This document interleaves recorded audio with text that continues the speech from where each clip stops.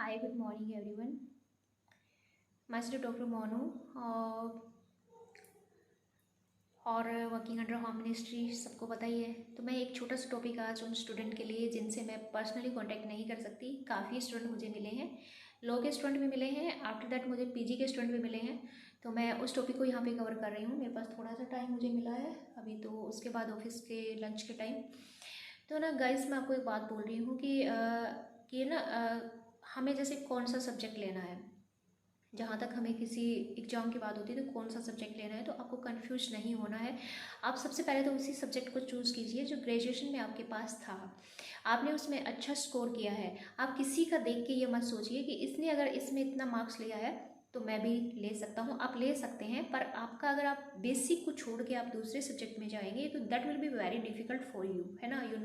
You have to start that topics from the very beginning and from the zero level, and you have to give more and more time to that subject, है ना। तो आप समझते हो। तो इससे पहली बात तो ये है। दूसरा ये है कि उस सब्जेक्ट का मटेरियल चेक कीजिए, क्या इसका मटेरियल अवेलेबल है ना। आप जो ले रहे हो आपके पीजी या किसी भी चीज़ में, अगर उसका मटेरियल ही अवेलेबल नहीं है और आप ले रहे हैं तो आप जैसा मूर्ख कोई नहीं है। और जिसका मटेरियल है और आपके समझ आता है तो आप उसमें अच्छा स्कोरिंग कर सकते हैं, ठीक है। तीसरा, आप देखिए कि आपके सीनियर्स के नोट्स आपको कहीं से मिल जाते हैं तो that is very effective for you, है ना। आप ट्राई आउट कीजिए। और फोर्थ बात जो है मैं उन स्टूडेंट के लिए कहना चाहती हूँ जो बहुत ही कंफ्यूज होते हैं कि यार ये ले लिया तो ये तो नई चीज़ है, हम कैसे करेंगे। नया कुछ नहीं है, मेहनत करोगे तो आप जो है कठिन से कठिन चीज़ को भी कवर कर सकते हैं। तो इसी के साथ मैं बताना चाहती हूँ कि लॉ से रिलेटेड थोड़ी सी बात बोलना चाहूँगी कि लॉ एक ऐसा एडमिनिस्ट्रेटिव लॉ के एक सब्जेक्ट है जो पब्लिक एडमिनिस्ट्रेशन के अंदर है। और लॉ के स्टूडेंट भी अगर वीडियो देख रहे हैं तो प्लीज़ आप देख लेना इसमें, और कमेंट में बताना कि आपका भी डाउट क्लियर हुआ या नहीं। तो है ना, जैसे मैंने लॉ किया था तो मैं पर्सनली किसी से बहुत कम मेरा कांटेक्ट हो पाता है, मैं इतना टाइम नहीं होता, तो मैं बता रही हूँ वीडियो में। मैंने लॉ किया तो हो सकता है कि मैंने स्कोरिंग अच्छा किया। आप लॉ का जब आप क्वेश्चन कवर करते हैं तो आपको क्या करना पड़ता है, आपको उसमें आर्टिकल डालने पड़ते हैं। गाइज, आपको आर्टिकल उसमें डालना ही पड़ेगा, क्योंकि अगर आपने क्वेश्चन कर दिया, अगर आपने उसमें आर्टिकल मेंशन नहीं किया तो that the answer will not be so much effective that you can say that we can get more and more marks in that question, है ना। तो आपको आर्टिकल डालना पड़ेगा, और आपको आर्टिकल डालने के साथ आप अपनी भाषा में जो ना अपनी जोड़ के उसमें कुछ नहीं लिख सकते, क्योंकि that is a technical question paper, you can say, है ना। बाकी में तो आप ऐड कर सकते हैं, तो आप उसमें जोड़ के बहुत कम उसमें लिख पाते हैं। पॉइंट आपको याद करना पड़ेगा, और ज़्यादा मत डालो। एक क्वेश्चन में 2 आर्टिकल डाल दो, है ना। तो इस टाइप से आर्टिकल आपको डालना पड़ता है, ऐसे आपको करना पड़ता है। टेक्निकल पेपर होता है। और अगर आपने 1-2 आर्टिकल डाल दिए और आपने पूरा लेंथ ही लिखने की, इसमें लिखने का नहीं है कि मैं पूरा लिखता जाऊँ मुझे मार्क्स मिल जाएंगे, ऐसा नहीं है।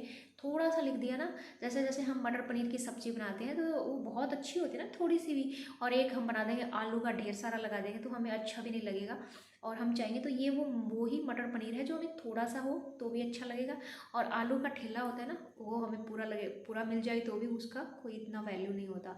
तो इसी टाइप से आप चाहते हैं कि हम शॉर्ट एंड स्वीट लिख सकते हैं, हम थोड़ी चीज़ें याद कर सकते हैं, हमें पूरा कचरा जो है लिखते लिखते जाने का कोई ज़रूरत नहीं है।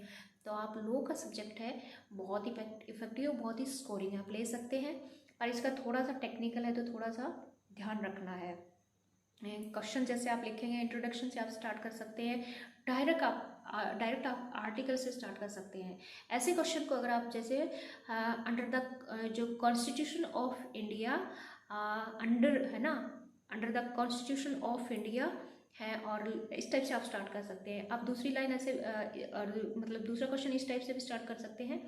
In the constitution of India under that article this was given, है ना। तो इस टाइप से भी आप स्टार्ट कर सकते हैं। मेरा इंग्लिश मीडियम है तो मैं इंग्लिश में ही बोलूँगी। आप हिंदी में जैसे इस अनुच्छेद के अंदर ये दिया हुआ है भारतीय संविधान के, इस टाइप से आप लिख सकते हैं, है ना। तो थोड़ा सा शायद सबके डाउट क्लियर हो गए कि कौन सा सब्जेक्ट लें और कौन सा स्कोरिंग होता है, किस टाइप से लिखना होता है। मेरी आंसर शीट है वो तो अभी अंदर कहीं रखी हुई है, मैं ऑन ड्यूटी हूँ तो मैं उसे नहीं निकाल पाई। तो हम कैसे उसे देख सकते हैं, तो कभी टाइम मिला तो वो अलग होता है। स्टूडेंट का जब मैसेज आते हैं तो मैं बहुत बिजी होती हूँ, जब मैं फ्री होती हूँ तो उनके कोई रिप्लाई नहीं आते तो मुझे ध्यान नहीं रहता। है। तो I hope you have learned a lot through this video and you will do best in your examination. My aim is to help you each and every student, rest nothings. तो फिर भी आपका कोई क्वेश्चन हो तो आप comment box में लिख सकते हैं, मैं हमेशा आपके लिए रेडी हूँ स्टूडेंट के गाइडेंस के लिए। Okay bye, take cares. मिलते हैं नेक्स्ट वीडियो में किसी नए टॉपिक के साथ। अगर वीडियो अच्छा लगे तो प्लीज़ लाइक शेयर और कमेंट कर देना। एक लाइक का बटन तो ज़रूर दबा देना और सब्सक्राइब कर देना यार। सब्सक्राइब करने से मुझे भी मोटिवेशन मिलता है कि हाँ मैंने जैसे कभी रात को 2-2 3-3 बजे जब सोते हैं तो उस टाइम भी लगता है कि एक छोटा सा वीडियो इस टॉपिक पे बनाए ताकि उनको हेल्प मिले, है ना। एक आरएस की भी मेरी सीरीज चल रही है जिसमें मैंने आरएस में जो है 19 मेरी रैंक थी, तो उसमें भी मैंने ना बहुत डिटेल से एक एक टॉपिक के वीडियो बनाए हैं कि कौन सा टॉपिक कहाँ से पढ़े। उस सीरीज को आप ज़रूर देखना, है ना। ओके बाय, गुड नाइट, जय हिंद, जय भारत।